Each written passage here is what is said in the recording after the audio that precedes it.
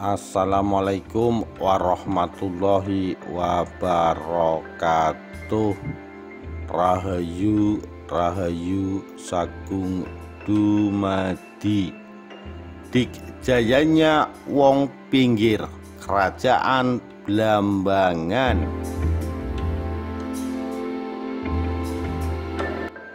Kerajaan Blambangan terletak di ujung timur Pulau Jawa. Kerajaan ini memiliki sejarah panjang, berkembang bersama dengan kerajaan Hindu terbesar di Jawa, Mojopahit. Pada masa keruntuhan Mojopahit abad ke-15, Blambangan berdiri sebagai satu-satunya kerajaan Hindu di Jawa, mengontrol bagian terbesar wilayah ujung timur Jawa. Wilayah ini sekarang terbagi dalam 5 kabupaten: Banyuwangi, Jember, Lumajang, Bondowoso, dan Situbondo. Hampir selama 3 abad, Blambangan berada di antara 2 faksi politik yang berbeda: Kerajaan Islam Mataram di barat dan berbagai kerajaan Hindu di Bali. Kedua kekuatan yang bertetangga ini secara simultan terus memperebutkan wilayah Blambangan untuk memuaskan ambisi politik, ekonomi, dan religius mereka. Para penguasa Bali menggunakan Blambangan sebagai wilayah untuk melawan ekspansi Islam yang dilakukan oleh Mataram Islam dari barat, dan mereka juga mendapati bahwa wilayah tersebut sangat bermanfaat untuk menyokong ekonomi Bali yang bangkrut akibat peperangan antar kerajaan yang endemik. Pada paruh akhir abad ke-16, beberapa misionaris barat tiba di Jawa Timur untuk mencoba merubah agama penduduk lokal, dan 1 abad kemudian Belanda dan Inggris mengadu kekuatan politik dan ekonomi masing-masing di kawasan tersebut. Kerusuhan internal berkaitan dengan penggantian raja di kerajaan Blambangan memperlemah kerajaan tersebut, menjadikannya rawan terhadap intervensi asing. Blambangan sangat jarang disebut dalam historiografi Indonesia. Tapi walaupun demikian, Blambangan sangat populer di antara penduduk Indonesia, terutama mereka yang hidup di Jawa, karena roman kerajaan Blambangan seringkali ditulis dalam banyak novel atau disebut-sebut dalam tradisi oral dan tulis lokal. Oleh karena itu, dalam benak penduduk Indonesia, Blambangan lebih sering atau setidaknya dianggap sebagai negeri antah berantah. Pada tahun 1935, sebuah novel tentang Blambangan berjudul Dikjaya diterbitkan dalam majalah sastra Penghidupan. Pengarang dari novel ini, Tan Bun Swi, mencoba menjawab teka-teki mengenai asal-usul tiang pinggir atau wong pinggir, sebuah komunitas terpisah yang hidup di Surakarta dan Yogyakarta. Tiang pinggir berasal dari ujung timur Pulau Jawa atau pinggiran, Blambangan tepatnya. Tiang pinggir atau rakyat Blambangan terkenal dengan kedikdayaannya. Tan Bun Swi menceritakan bahwa pada masa Mataram, laki-laki dari Blambangan digunakan sebagai guin pig atau percobaan untuk senjata yang lazim mereka gunakan dalam pertempuran. Jika terbunuh, senjatanya akan dianggap sakti dan layak digunakan dalam pertempuran. Para perempuan Blambangan dijadikan abdi untuk menyusui anak-anak raja dan bangsawan. Ada kepercayaan bahwa ketika hamil, perempuan Blambangan memiliki kebiasaan meminum jamu yang dibuat dari dedaunan rajek wesi. Jamu ini menjadikan warna air susu mereka berwarna setengah wulung, dan seorang bayi yang mengonsumsi air susu tersebut akan tumbuh menjadi seorang yang dikjaya dan kebal senjata. Ketika Blambangan dikalahkan oleh Mataram, tiang pinggir dipindah ke Mataram dan direkrut sebagai anggota pasukan kerajaan, di mana mereka disebut sebagai prajurit Blambangan. Setelah pembagian Mataram pada tahun 1755, Korps prajurit Blambangan terpecah menjadi dua kelompok. Satu kelompok tetap berada di bawah administrasi Surakarta, sementara satunya lagi dipindah pada Sultan Baru, Hamengkubuwono I, Yogyakarta. Di Surakarta pada masa kekuasaan Pakubuwono III, Korps prajurit Blambangan dibubarkan karena mereka tidak lagi dikjaya. Namun mereka kemudian direkrut lagi pada masa pemerintahan Pakubuwono IV tahun 1788 sampai 1820. Korps baru ini diberi 400 pangkon lungguh atau tanah garapan atau sekitar 100 bahu, terletak di sekitar Kartasura dan Ngadirejo. Pada masa pemerintahan Pakubuwono IV, Korps prajurit Blambangan berada di bawah komando Pangeran Arya Mangkubumi II. Setelah kematian Mangkubumi II, Korps prajurit Blambangan dibagi menjadi dua kelompok, Suratetana dan Jayatetana, yang kemudian lebih terkenal sebagai prajurit Kartosuro. Setelah masa itu, nama prajurit Blambangan surut di Surakarta. Citra Blambangan sebagai tanah air Wong Dikjaya masih terus terpelihara hingga kini. Banyuwangi, nama saat ini untuk Blambangan, telah lama menikmati reputasi sebagai salah satu pusat belajar ilmu kekuatan supranatural di Indonesia. Sebuah reputasi yang juga dimiliki oleh Banten di Jawa Barat dan Lombok. Ilmu supranatural yang dipraktekkan di Banyuwangi saat ini dipercaya sebagai campuran kepercayaan animistik dan mistisme Islam yang ditumbuhkan dalam atmosfer konflik antar agama yang menguasai istana Blambangan sejak abad ke-16. Rakyat Banyuwangi meyakini dengan sepenuh hati bahwa seluruh kekacauan baik komunal ataupun personal disebabkan oleh kekuatan gelap. Kematian yang tidak wajar atau tiba-tiba, kegagalan panen, kematian ternak, dan persoalan ini segalanya dianggap sebagai hasil kerja keji para dukun ilmu hitam. Pada tahun 1998, pembunuhan massal atas ratusan praktisi ilmu hitam menjadi salah satu isu politik besar pemerintahan Presiden Abdurrahman Wahid. Blambangan merupakan negara fragmentasi yang strukturnya bahkan dibuat lebih rentan oleh kekacauan politik internal. Perang dan konsekuensinya yang tidak dapat ditawar-tawar. Intervensi dan pendudukan asing. Sejak pendiriannya pada paruh akhir abad ke-13, ibu kota Blambangan telah berpindah ke 6 lokasi berbeda. 7 meski artefak-artefak historis yang signifikan yang berhasil ditemukan bertanggal dari masa sangat awal kerajaan tersebut.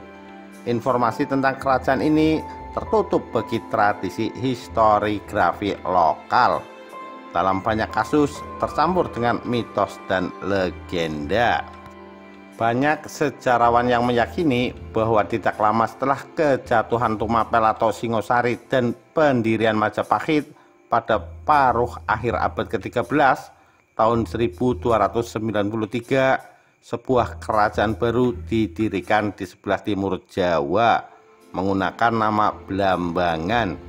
Pendiri kerajaan ini dan lokasi ibu kotanya yang tepat sangat sulit ditentukan. Versi prosa dari Babad Blambangan menyatakan bahwa raja pertama Blambangan adalah Menaksopal. Namun penulis Babad menjelaskan bahwa tidak ada yang dapat diceritakan mengenai raja ini dan pemerintahannya. Kronik lain, Babad Sembar meletakkan lembu Miruda di puncak pohon keluarga Blambangan dan menunjuk Watu Putih dekat Panarukan sebagai ibu kotanya. Pada abad ke-14, 1365, Blambangan juga disebut dalam sebuah kakawin atau sastra klasik Jawa, negara Kertagama, dan sebuah kronik Melayu hikayat raja-raja Pasai, sumber lokal lain, Serat Pararaton menyatakan bahwa pada masa pemerintahan Kalagemet atau Jayanegara tahun 1309 sampai 1328, Mojopahit meluaskan kekuasaannya ke belahan timur Jawa, menekan ke arah timur Lumajang termasuk Blambangan. Kemudian pada masa pemerintahan Raja Sanegara atau Hayam Wuruk 1359 sampai 1389, kawasan ini dihadiahkan pada anaknya Bre Wirabumi. Ketika Hayam Wuruk meninggal pada tahun 1389, sepupunya dan menantu laki-lakinya Wikramawardhana berkuasa. Namun 10 tahun kemudian penguasa ini turun tahta dan menarik diri ke pedalaman untuk menjadi seorang petapa. Dia mengambil keputusan ini setelah kematian putra tunggalnya yang bakal menjadi penggantinya. Sebelum mengundurkan diri, dia memilih satu-satunya putrinya yang masih hidup, Dewi Suhita, sebagai pewarisnya. Bre Wirabumi menolak keputusan tersebut dan mencoba untuk melepaskan Blambangan dari Mojopahit. Hal ini berujung pada pecahnya perang antara Mojopahit dan Blambangan pada tahun 1404 sampai 1406 yang berakhir dengan kehancuran Bre Wirabumi yang kemudian dipenggal lehernya. Kepalanya dipersembahkan kepada Ratu Mojopahit. Sejarah kematian Bre Wirabumi mirip dengan salah satu cerita yang dituturkan dalam epik Jawa terkenal, Serat Damarwulan. Raja Blambangan tidak mengakui kedaulatan Majapahit dan dia ingin menikahi Ratu Majapahit, Kenconowungu atau Dewi Suhita. Sang ratu menolak lamaran Menakjinggo dan mengirim Damarwulan ke Blambangan untuk membunuhnya. Pada saat perang terjadi, Menakjinggo terbunuh dan kepalanya pun dipersembahkan pada sang ratu. Sebagai imbalannya, sang ratu menikahi Damarwulan dan mengangkatnya ke singgasana. Penulis Babad Blambangan juga menempatkan cerita Menakjinggo pada plot utama sejarah Blambangan. Menurut babad ini, setelah penaklukan Raja Brawijaya menganugerahkan Blambangan pada Ajar Guntur Geni, seorang petapa dari Tengger yang dengan gagah berani mengusir musuh dari Mojopahit. Petapa ini juga dianugerahi nama baru, Pamengger. Akan tetapi Pamengger tidak memiliki anak yang dapat menggantikannya. Yang dia miliki hanyalah seekor anjing. Dia mengubah anjingnya tersebut menjadi sosok manusia. Kepala sosok manusia itu masih berbentuk anjing. Dia menamai makhluk ciptaannya itu sebagai Menakjinggo dan menaikkannya ke singgasana. Dari titik ini, kisah berlanjut seperti yang telah disebutkan dalam epik di atas. Sekali lagi, Menakjinggo dilengserkan oleh Damarwulan. Bre Wirabumi, Pamengger, dan Menakjinggo, semua tokoh ini barangkali merujuk pada satu figur yang sama. Jika yang pertama diterima sebagai figur yang lebih historis, maka dua yang terakhir mestinya merupakan personifikasi dari yang pertama. Patung yang disebutkan oleh Feth barangkali adalah patung Bre Wirabumi. Siapapun yang menulis epik Damarwulan, maka pastilah dia dipenuhi dengan gairah tentang kejayaan Mojopahit. Menakjinggo dianggap bukan manusia dan diasosiasikan tidak berbeda dengan anjing. Barangkali penulis Babad Blambangan menolak untuk mengakui sosok penuh tanda tanya semacam itu sebagai Bre Wirabumi ke dalam pohon keluarga Blambangan. Oleh karena itu, ia menciptakan seorang tokoh antagonis, Menakjinggo, yang dapat mewakili seluruh sifat-sifat buruk yang ada. Dengan kata lain, penulis mengaku Menakjinggo sebagai salah satu raja Blambangan. Namun, secara genealogis dia tidak disangkut pautkan pada garis utama keluarga. Barangkali ini merupakan sebuah upaya untuk menghapus noda politik pada dinasti penguasa Blambangan. Kronik Jawa terkenal Serat Pararaton tidak memberi banyak petunjuk mengenai nasib Blambangan setelah kematian Bre Wirabumi di tahun 1406. Namun, Babad Blambangan dengan jelas menyebut nama Menakda dari Putih. Babad ini menyebutkan bahwa setelah kematian Menak Jinggo, Raja Majapahit Brawijaya menunjuk Menakda dari Putih, anak Menak Jinggo, sebagai penguasa baru Blambangan. Menakda dari Putih juga dibunuh ketika raja mengetahui bahwa dia telah mencuri sebuah pusaka Mojopahit yang terkenal, sebuah keris bernama Kyai Semelegandring. Meski demikian, ada jurang yang tidak bisa dipahami dalam cerita ini. Sang penulis Babad tiba-tiba melompat menuju peristiwa lain yang terjadi di Blambangan 1,5 abad berikutnya. Kronik Blambangan lain, Babad Sembar, menghadirkan sebuah versi yang sangat berbeda mengenai dinasti penguasa Blambangan. Seperti disebutkan di atas, Babad Sembar menyatakan bahwa Lembu Miruda, anak Brawijaya Majapahit, adalah raja pertama Blambangan. Demikian sekilas kisah dikjayanya wong pinggir kerajaan Blambangan.